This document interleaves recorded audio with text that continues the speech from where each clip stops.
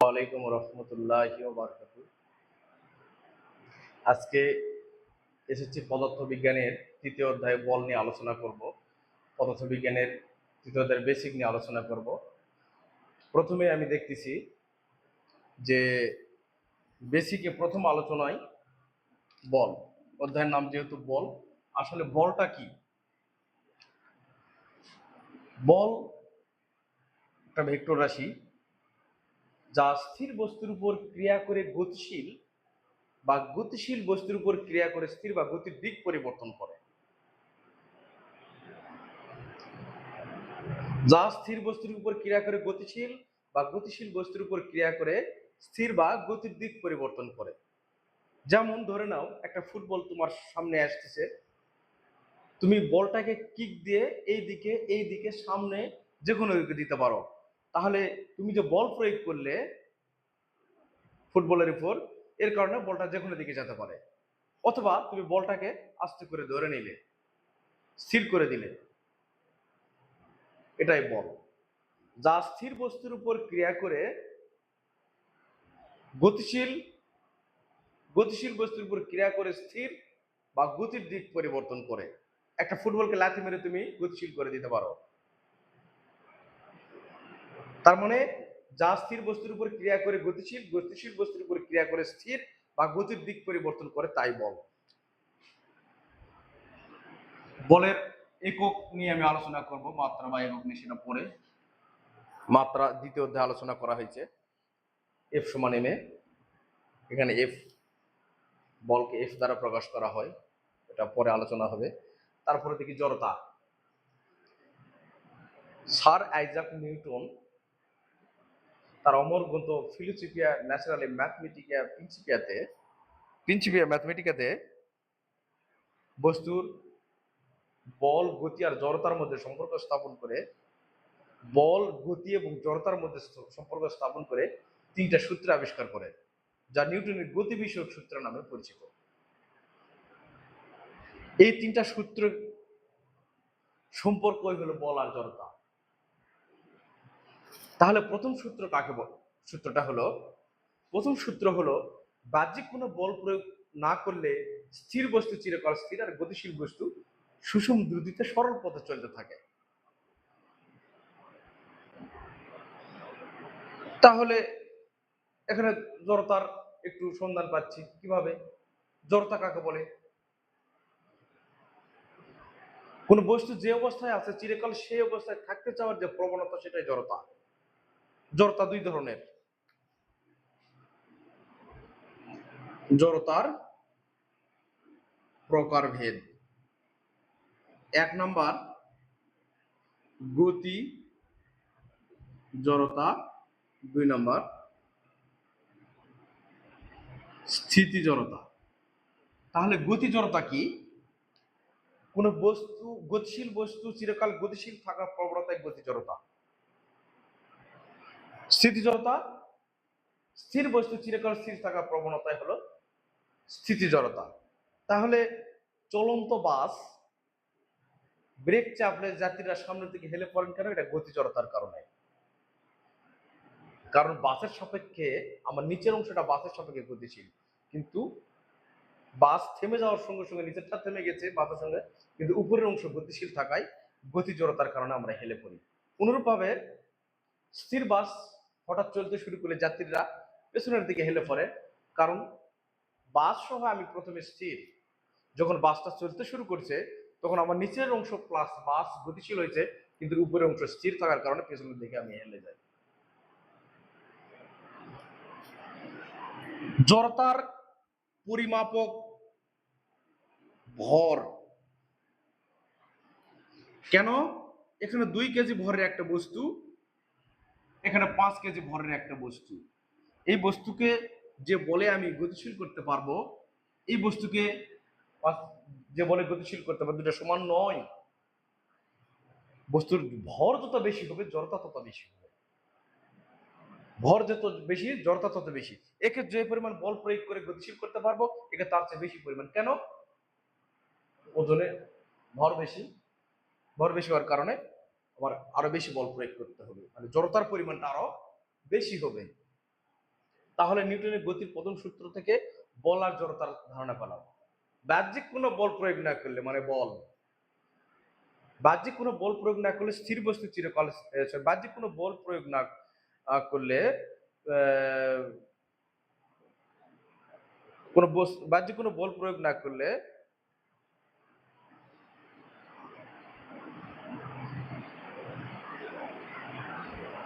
স্থির বস্তু স্থির আর গতিশীল বস্তু সুষম দ্রুতিতে সরল পথে চলতে থাকে। বাহ্যিক কোনো বল প্রয়োগ না করলে স্থির বস্তু চিরকাল স্থির আর গতিশীল বস্তু সুষম দ্রুতিতে সরল পথে চলতে থাকে। এটা প্রথম সূত্র। প্রথম সূত্র থেকে তাহলে বল আর জড়তার ব্যাখ্যাটা আমরা পেলাম এবং জড়তার পরিমাপক হলো ভর। দ্বিতীয়তে আমি আসি। দ্বিতীয় সূত্র, বস্তুর ভরবেগের পরিবর্তনের হার প্রযুক্ত বলের সমানুপাতিক। বল যেদিকে ক্রিয়া করে বস্তুর ভরবেগের পরিবর্তনও সেদিকে ক্রিয়া করে। 3 নম্বর সূত্র,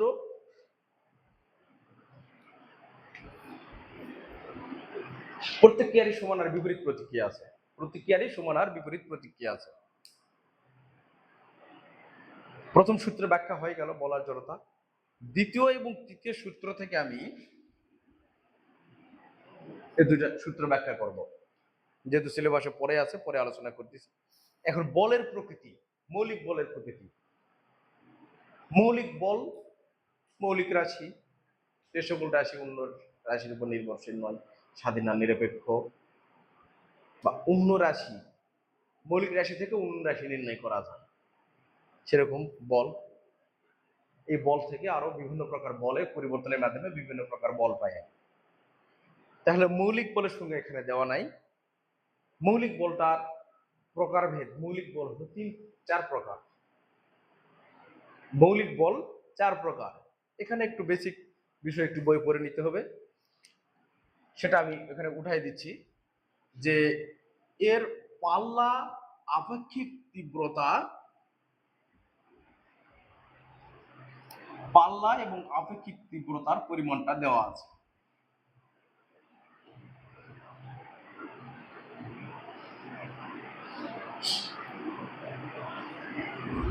এক, দুই, তিন, চার। এক, দুই,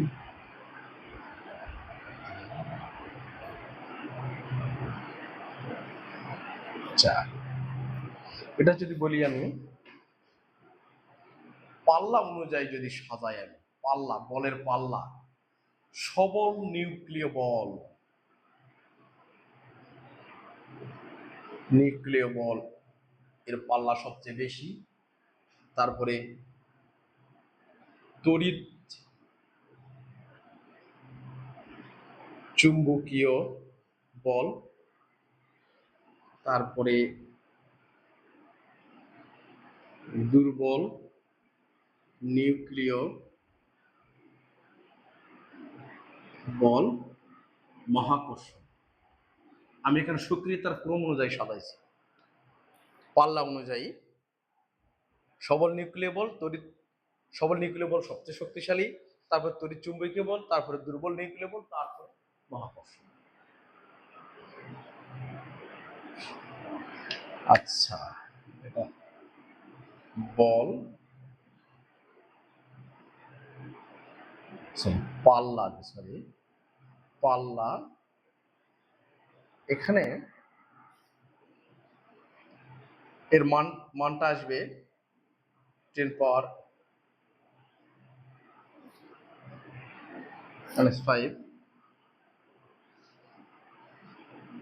এটা অসীম, 10 পাওয়ার -18 মিটার অসীম। তারপরে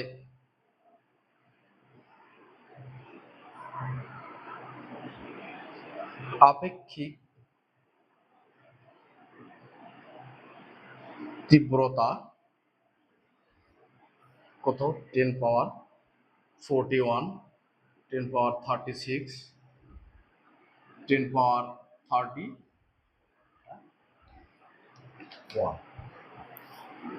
এর পাল্লা এবং আপেক্ষিক তীব্রতা,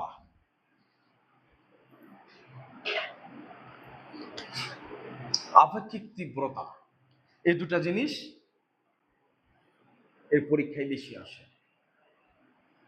এই দুটা জিনিস পরীক্ষায় সবচেয়ে বেশি আসে। মৌলিক বল, এই চারটা মৌলিক শর্ত তোমরা এটা নোট করে নিতে পারো। তারপরে আসি বলের সাম্যাবস্থা বা অসাম্যাবস্থা। বলের সাম্যাবস্থা কোন বস্তুর উপর একাধিক বল প্রয়োগ করে যদি বস্তুটার অবস্থার পরিবর্তন না হয় তখন তাকে বলা হবে বলের সাম্যতা বা সাম্যাবস্থা। যেমন এই বস্তুটার উপর এখানে 10 নিউটন বল প্রয়োগ করছি আমি, এই পাশেও 10 নিউটন বল প্রয়োগ করছি, সরি এই পাশে 10 নিউটন বল প্রয়োগ করা হয়েছে, এই পাশেও 10 নিউটন বল প্রয়োগ করা হয়েছে, তাহলে বস্তুটা সাম্যাবস্থায়। অনুরূপভাবে এখানে যদি আরেকটা বল প্রয়োগ করা হয় 15 নিউটন, তাহলে বস্তুটার যদি সাম্যতা রক্ষিত না হয়, হতেও পারে বস্তুটা এই অবস্থা স্থির যদি না থাকে, তাহলে তাকে বলা হবে অসাম্যাবস্থা, বলের অসাম্যাবস্থা। তার মানে সংজ্ঞাটা হবে এরকম, কোন বস্তুর উপর একাধিক বল প্রয়োগে যদি বস্তুটার অবস্থার পরিবর্তন হয় তখন তাকে বলা হবে বলের সাম্যাবস্থা, বলের অসাম্যাবস্থা। আর একাধিক কোন বস্তুর উপর একাধিক বল প্রয়োগে যদি বস্তুর অবস্থার পরিবর্তন না হয় তখন তাকে বলা হবে কি সাম্যাবস্থা, বলের সাম্যাবস্থা।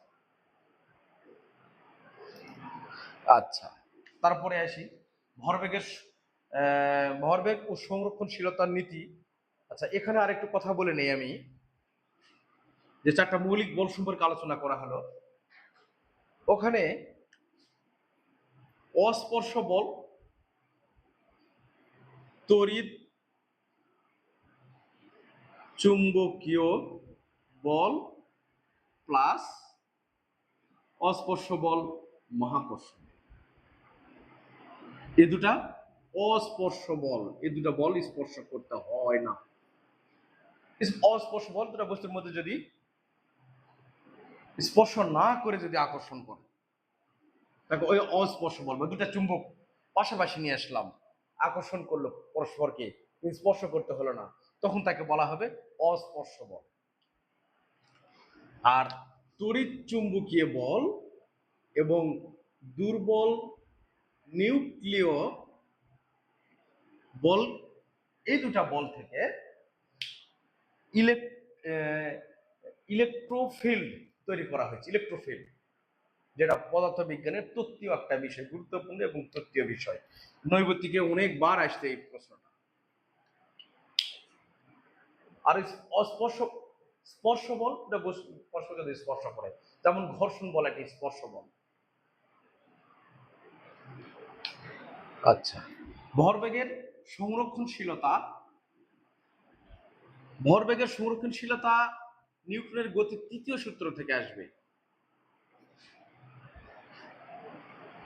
আগে ভরবেগের সংজ্ঞা দ্বিতীয় অধ্যায়ে আমি দিয়ে ফেলছি, তারপরে আবার বলছি। ভরবেগ, ভর আর বেগের গুণফলকে ভরবেগ বলা হয়, একে পি দ্বারা প্রকাশ করা হয়, পি ইকুয়াল এমভি। এখন দেখি ভরবেগ ও সংরক্ষণশীলতা। সংরক্ষণশীলতার নীতি কি? আমি বললাম যে নিউটনের গতির তৃতীয় সূত্র থেকে ভরবেগের সংরক্ষণশীলতার নীতি সংজ্ঞা পাওয়া যায়। সেটা হলো একাধিক বস্তুর মধ্যে ক্রিয়া প্রতিক্রিয়া ছাড়া অন্য কোনো বল কাজ না করলে নির্দিষ্ট সময় তাদের ভরবেগের কোনো পরিবর্তন হয় না। তাহলে মনে করি দুটা বল, এ সামনে যাচ্ছে, বি সামনের দিকে, এদের ভর m1 m2 u1 আদি বেগ, u2 আদি বেগ, তবে u1 এর বেগ বেশি হওয়ার কারণে এ বস্তুটা কোনো এক সময় বি বস্তুটিকে আবার ধাক্কা দেয়, এভাবে ধাক্কা দিবে, ধাক্কা দেওয়ার পর আবার চলতে শুরু করবে। এটা v1, এটা v2, তাহলে এটা হবে সংঘর্ষের পূর্বে সংঘর্ষের সময় সংঘর্ষের পরে। তাহলে আমি এটা যে বর্ণটা লিখছি এটা যদি বর্ণনা করি, মনে করি এ আর বি দুটা বস্তু যথাক্রমে এ বি বস্তুর ভর যথাক্রমে, মনে করি এ বি বস্তুর ভর যথাক্রমে m1 এবং m2 এবং এদের বেগ আদিবেগ যথাক্রমে u1 এবং u2। তবে শর্ত u1 গ্রেটার দ্যান u2, অর্থাৎ এ বস্তুটার বেগ বেশি হওয়ার কারণে কোন এক সময় এ বস্তুটা বি বস্তুটিকে ধাক্কা দেয়, ফলে বি বস্তুটা একটা প্রতিক্রিয়া বল ক্রিয়া করে, বস্তুটা আবার পুনরায় চলতে থাকে। তখন বস্তুটার শেষ বেগ v1 এবং v2। তখন শক্তির সংরক্ষণশীলতার ভরবেগের সংরক্ষণশীলতার নীতি থেকে আমি পাই, যদি এই বস্তুটা একে f1 বলে ক্রিয়া করে, বি বস্তুটাকে f2 বলে ক্রিয়া করবে, তখন আমি পাই f1 সমান মাইনাস f2। কেন মাইনাস? এ বস্তুটা যদি ক্রিয়া করে সামনের দিকে, এই দিকে যদি ক্রিয়া করে, বি বস্তুর দিকে বিপরীত দিকে যদি ক্রিয়া করে, তাহলে এটা বিপরীত দিকে, তার মানে কি প্রতিক্রিয়া বল না, প্রতিক্রিয়া মাইনাস বিপরীত দিকে f2। এটা এই সূত্রতে আমি দ্বিতীয় সূত্রতে এটা ব্যাখ্যা করতে পারবো f ইকুয়াল m এ। সেটা একটু বিষয়টা একটু এলোমেলো দেখছি যে আমি এটাকে একটু ক্লিয়ার করে লিখি। m1 a1 minus m2 a2। এখানে আমি ত্বরণের সংজ্ঞা থেকে কি পাই? v minus u divided t equal minus m2 v2 minus u2 divided t। যেহেতু একই সময়ে ক্রিয়া প্রতিক্রিয়া হয়, তখন আমি টিকে আর গ্রাহ্য করব না, গুণ করে দিলাম m1 v1 m1 u1 equal minus m2 v2 minus minus plus m2 minus minus.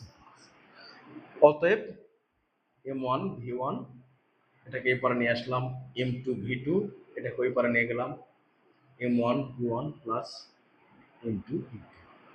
সংঘর্ষের আগে প্রথম বস্তুর ভরবেগ, সংঘর্ষের পূর্বে প্রথম এবং দ্বিতীয় বস্তুর ভরবেগ, সংঘর্ষের পরে প্রথম এবং দ্বিতীয় বস্তুর ভরবেগ দুটা পরস্পর সমান, অর্থাৎ ভরবেগ সংরক্ষিত হয়েছে। এটা আমাদের এই অঙ্ক সূত্রটা আমাদের গাণিতিক সমস্যায় অনেক কাজে লাগবে, অনেক। এই তৃতীয় সূত্র থেকে আমি ভরবেগের সংরক্ষণ সূত্রটা প্রতিপাদন করলাম। বাংলা লিখিনি, কিন্তু সবকিছু লিখে দিচ্ছি, এখানে বাংলা লিখলে হয়ে যাবে, যেহেতু তোমাদের আসে না পরীক্ষায় সেহেতু বাংলা লিখে দিলাম না। দ্বিতীয় সূত্র থেকে এফ সমান এম এ প্রমাণ, এফ সমান এম এ। দ্বিতীয় সূত্র কি ছিল? বস্তুর ভরবেগের পরিবর্তনের হার প্রযুক্ত বলের সমানুপাতিক। বল যেদিকে ক্রিয়া করে বস্তুর ভরবেগের পরিবর্তনও সেদিকে ক্রিয়া করবে। বস্তুর ভরবেগের পরিবর্তনের হার প্রযুক্ত বলের সমানুপাতিক, বল যেদিকে ক্রিয়া করে বস্তুর ভরবেগের পরিবর্তনও সেদিকেই ঘটে। পুরো বাংলা লিখে দিচ্ছি না, যেহেতু পরীক্ষায় আসে না প্রতিপাদন, সেহেতু একটু শর্টকাট করে লিখে দিচ্ছি। মনে করি কোনো বস্তু ইউ আদি বেগে চলছে, টি সময় পর বস্তুটার শেষ বেগ ভি হয়, তাহলে বেগের পরিবর্তন ভি মাইনাস ইউ। অতএব বেগের পরিবর্তন এর হার equal V minus U by T. হার যেহেতু সময়ের সাপেক্ষে, যেহেতু বেগের পরিবর্তনের হারকে ত্বরণ বলে, ত্বরণ a equal V minus U by T. আচ্ছা, এখানে যে বস্তু ইউ আদিবেগে চলছে, টি সময় পর ভি শেষ বেগ প্রাপ্ত হলো, এমনি এমনি হয়নি, বস্তুটার উপর বল প্রয়োগ করতে হয়েছে। যদি বস্তুটার উপর আমি এফ বল ক্রিয়া করি,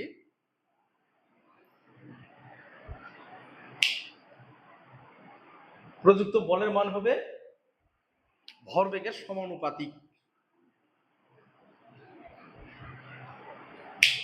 বস্তুর ভরবেগের পরিবর্তনের হার, এই যে বেগের পরিবর্তনের হার আর ভর গুণ করে দিলাম, তাহলে ভরবেগের পরিবর্তনের হার প্রযুক্ত বলের সমানুপাতিক এফ ইনফিনিটি টি। তাহলে এখানে একটা আমি কে নিলাম, সমানুপাতিক ধ্রুবক কে। এখানে কে একটি সমানুপাতিক ধ্রুবক।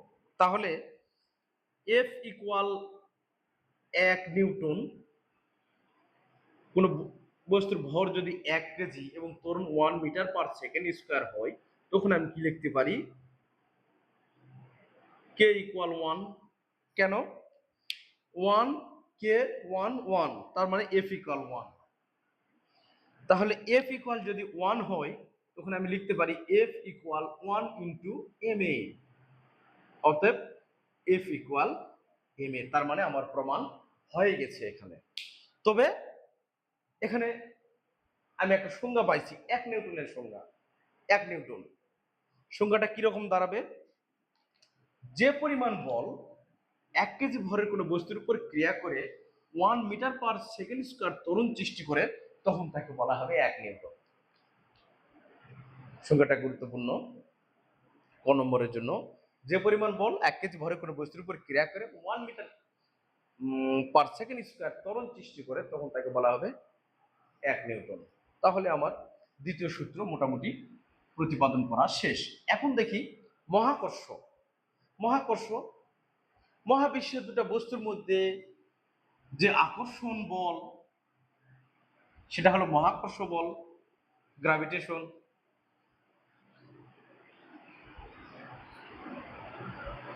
মহাবিশ্বের দুটো বস্তুর মধ্যে আকর্ষণ, এটা আমি মোটামুটি ক্লাস 8-এ আমরা পড়ছি যে M1 M2 ভরের দুটা বস্তু পরস্পর যদি আর দূরত্বে অবস্থান করে, তার ক্ষেত্রে নিউটনের মহাকর্ষের সূত্রটা কি দাঁড়ায়? সূত্রটার বিবৃতি: মহাবিশ্বের প্রত্যেকটি বস্তুকণা একে অপরকে নিজের দিকে আকর্ষণ করে। এই আকর্ষণ বলের মান হবে বস্তুকণাদ্বয়ের ভরের গুণফলের সমানুপাতিক এবং মধ্যবর্তী দূরত্বের বর্গের ব্যস্তানুপাতিক।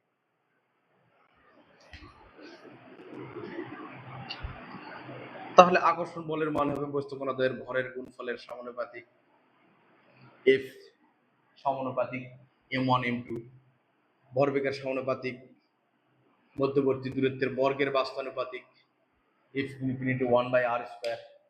তাহলে দুটাকে যদি একসঙ্গে আমি করি, F infinity M1 M2 divided r²।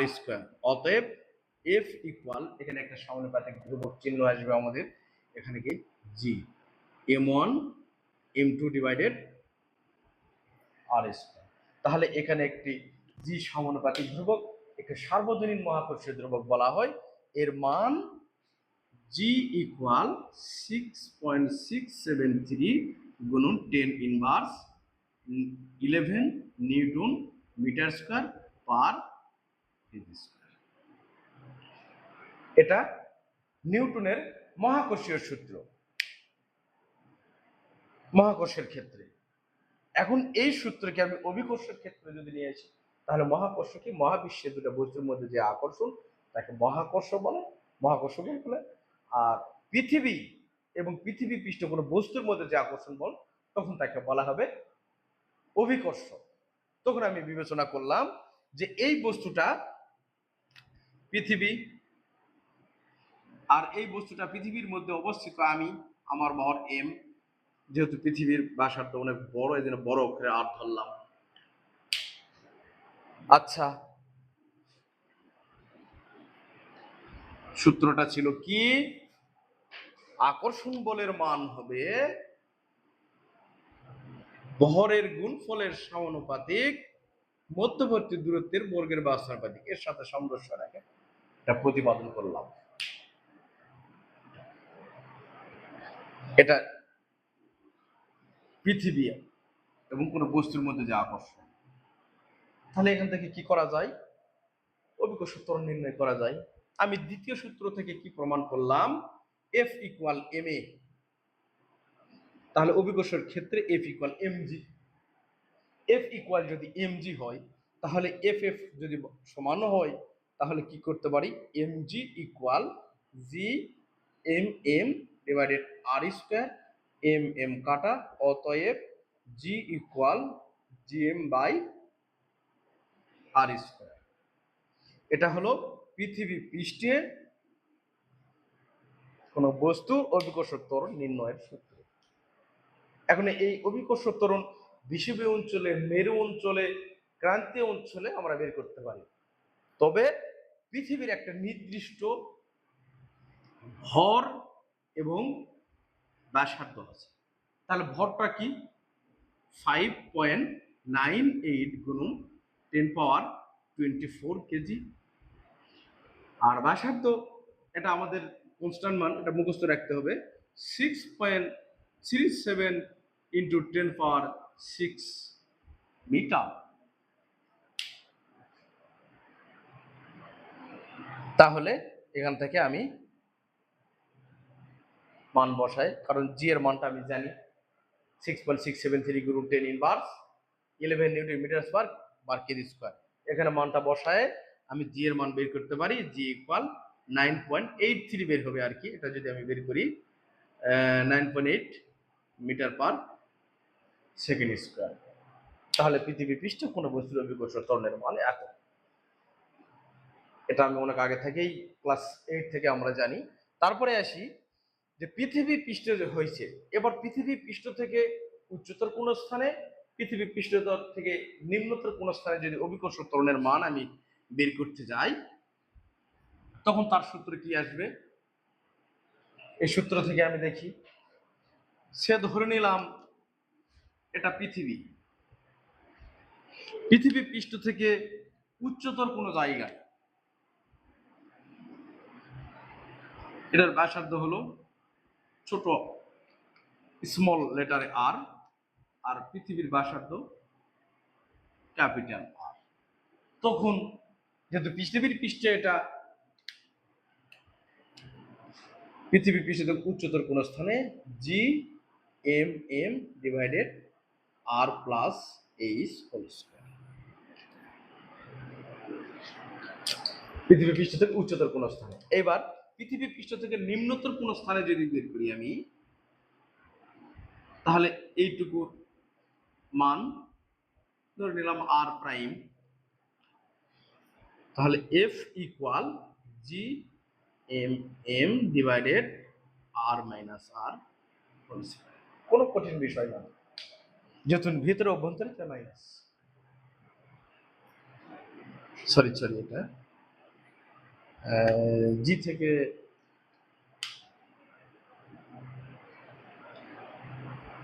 Sorry GM by R square, যেহেতু আমি মানটা বের করে নিয়েছিলাম G equal GM by R square, তাহলে এখানে G prime equal GM by R, G prime equal GM by R minus R whole square. পৃথিবী পৃষ্ঠ থেকে উপর উচ্চতায়, পৃথিবী পৃষ্ঠে নিচে। এটা গাণিতিক অঙ্কের ক্ষেত্রে আমাদের এটা কাজে লাগবে। এই মহাকর্ষ। এবার এসে গেল ঘর্ষণ। ঘর্ষণটা কি? দুটি বস্তু, একাধিক বস্তু, আমি দুটা বস্তু বিবেচনা করলাম, পরস্পরের সংস্পর্শে থেকে যদি একটির উপর দিয়ে অন্যটি চলতে চেষ্টা করে, এই দুটা বস্তু, এই বস্তুর উপরে বস্তুটাকে স্পর্শ করছে, এটা স্পর্শ বল। স্পর্শ করে একটির উপর দিয়ে যদি অন্যটি চলতে চেষ্টা করে, যেমন রাস্তায় গাড়ি চলে, তাহলে বস্তুদ্বয়ের স্পর্শতলে, এদের বস্তু পরস্পরকে স্পর্শ করছে, এই স্পর্শতলে যে বাধার সৃষ্টি হয় সেটাই ঘর্ষণ। দুটা বস্তু পরস্পর সংস্পর্শ থেকে একটির উপর দিয়ে অন্যটি চলতে চেষ্টা করলে তাদের স্পর্শতলে যে বাধার সৃষ্টি হয় সেটাই ঘর্ষণ। ঘর্ষণ নতুন বইয়ের 3 প্রকার। একটা হলো স্থিতি ঘর্ষণ, গতি ঘর্ষণ, আবর্ত ঘর্ষণ। স্থিতি ঘর্ষণ,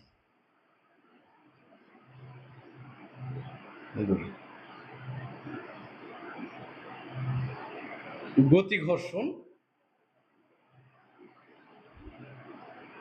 আবর্ত ঘর্ষণ।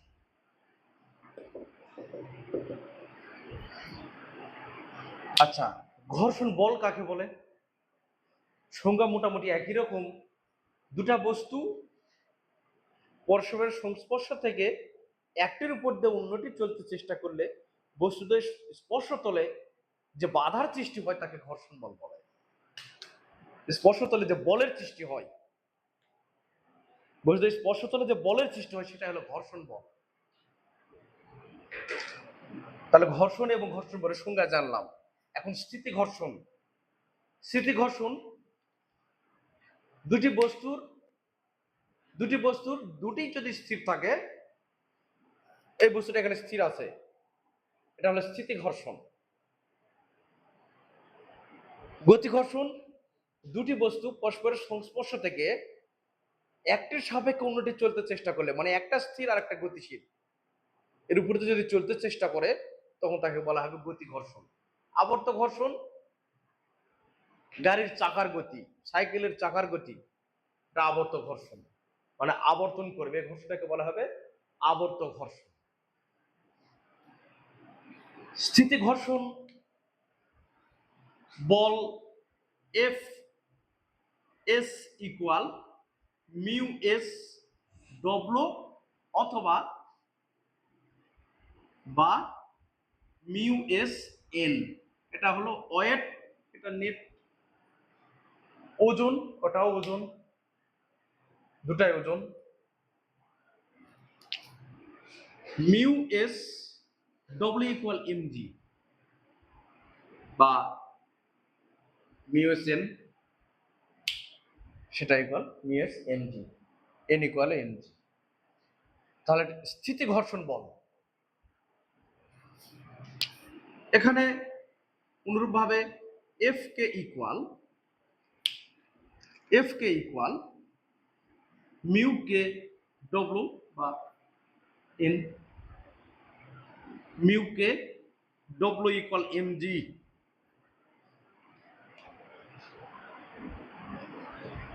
শেষ। আবর্ত ঘর্ষণের কোনো সমীকরণ হয় না। তাহলে এখানে এফ এস বা এফ কে এটা ঘর্ষণ বল, মিউ কে বা মিউ এস ঘর্ষণ সহগ, আর তো জানি জি হলো অভিকর্ষ ত্বরণ, ভর এম, এখান থেকে স্থিতি ঘর্ষণ বল বা গতি ঘর্ষণ বল আমি বের করতে পারি। এখন দেখো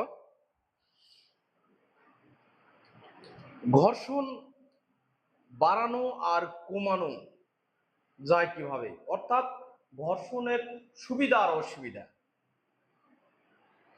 ঘর্ষণের অনেক সুবিধাও আছে অসুবিধাও আছে। যেমন ঘর্ষণের সুবিধা হলো, সুবিধাটা আগে বলি, ঘর্ষণের কারণে দেওয়ালে আমার এই বোর্ডটা আটকানো আছে, আমি দাঁড়িয়ে থাকতে পারতেছি, আমার ক্যামেরাটার সামনে আটকানো আছে, টেবিলের উপর বই থাকে। এটাকে যদি আরেকটু বলি, ঘর্ষণের কারণে রাস্তায় হাঁটতে পারি, গাড়ি চলতে পারে। ঘর্ষণের অসুবিধা, ঘর্ষণের কারণে গাড়ির টায়ারের ক্ষয় হয়, যন্ত্রপাতির ক্ষয় হয়, ইত্যাদি ইত্যাদি অনেক। তারপরে ঘর্ষণের সুবিধা আরেকটা বলা যায় খুব গুরুত্বপূর্ণ, দেওয়ালে পেরেক আটকানো যায়, ঘর্ষণের সুবিধা। এখন আসি সর্বশেষ একটা প্রশ্ন, যে ঘর্ষণ একটি প্রয়োজনীয় উপদ্রব ব্যাখ্যা করো। জি, ঘর্ষণ প্রয়োজন কিন্তু উপদ্রব, প্রয়োজন কিন্তু মন্দ বিষয়। তাহলে প্রয়োজন কি? 2 নম্বর প্রশ্নের জন্য এটা আসে যে ঘর্ষণ একটি প্রয়োজনীয় উপদ্রব ব্যাখ্যা করো। ঘর্ষণের প্রয়োজনীয়তাটা আগে বলবে, পজিটিভ দিকগুলো আগে বলবে, তারপরে বলবে যে ঘর্ষণের নেগেটিভ দিকগুলো। নেগেটিভ দিক, ঘর্ষণের কারণে আমাদের গাড়ির ক্ষয় হয়, যন্ত্রপাতির ক্ষয় হয়, এগুলা বলতে হবে আগে। ভালো পজিটিভ, যে আমি আগে যেটা ঘর্ষণের সুবিধা অসুবিধা বললাম, এগুলা বললেই তুমি বর্ণনা দিতে পারবে, অনলি 2 মার্কের জন্য আসে। এখন বেসিকের ক্লাস মোটামুটি আমার শেষ। এখন আগামী ক্লাসে গাণিতিক অংশের জন্য কোন কোন বিষয়গুলো আমি কাজে লাগাবো সেটা একটু সিলেক্ট করে দেই, আমি একটু লিখে দেই। গাণিতিক অংশের ক্ষেত্রে যে সূত্রগুলো আমার কাজে লাগে বা যেগুলো প্রমাণ করলাম আমি, 1 নম্বর এফ সমান এম এ, 2 নম্বর প্রযুক্ত বল, এটা সিরিয়াল অনুযায়ী লিখলাম না, ইকুয়াল ঘর্ষণ বল প্লাস, এটা স্থিতি ঘর্ষণ হতে পারে, গতি ঘর্ষণ হতে পারে, তবে গতি ঘর্ষণ বেশি থাকে, কার্যকর বল।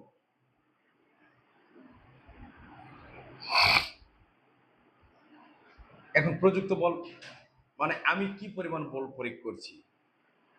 ঘর্ষণ বল এফ কে, কার্যকর বল এফ, আবার লিখতে পারি F equal M A, F কে মানে এটা mu S M G plus F equal M A ব্যাখ্যা করা যায়। আর দুটা বললাম ঘর্ষণ বল, স্থিতি ঘর্ষণ বল, গতি ঘর্ষণ আর স্থিতি ঘর্ষণ বল, এটা একটা নৈর্ব্যক্তিকের জন্য খুব কাজে লাগে। তারপরে আমার M1 U1, M2 U2, M1 V1 plus M2 V2। বইয়ে আমাদের আরেকটা সূত্র আছে, যেটা কোনো বস্তুর আদি বেগ দেওয়া নাই দুটাই, কিন্তু শেষ বেগ চাইছে, তার জন্য V1 equal M1 minus M2 U1 plus 2 M2 U2 divided M1 plus M2। এটা মনে রাখতে হবে, একটা যদি মনে রাখো একটা অপরটা অবশ্যই মনে থাকবে। কিভাবে? M1 মাইনাস M2 তার মানে M2 মাইনাস M1, যেহেতু U1 তাহলে U2, যেহেতু V1 বের করেছিলাম, V কে 1 কে প্রাধান্য দিয়েছি, আবার 2 বের করে 2 কে প্রাধান্য দিব। 2 M1 U1 পরিবর্তন করতেছি, কিন্তু নিচেরটা কোনো পরিবর্তন নাই, M1 প্লাস M2। 5 নম্বর সূত্রে আসি। অভিকর্ষ ত্বরণের ক্ষেত্রে অভিকর্ষ ত্বরণ জি এম ডিভাইডেড আর স্কোয়ার। এখন পৃথিবী পৃষ্ঠ থেকে নিম্নতর উচ্চতর কোন স্থানে জি এম ডিভাইডেড আর প্লাস আর হোল স্কোয়ার, নিম্নতর কোন স্থানে G M divided R minus R whole square. তারপরে কপিফলের কিছু অঙ্ক আছে, এটা বলছি সুতার টান টি ইকুয়াল এম জি, এর উপর নির্ভর করে। ঠিক আছে, আমরা এই গাণিতিক সমস্যা সমাধানে এই সূত্রগুলো কাজে লাগাবো। ইনশাল্লাহ দেখা হবে আগামী ক্লাসে। ঠিক আছে, ভালো থাকো, সুস্থ থাকো, আল্লাহ হাফেজ।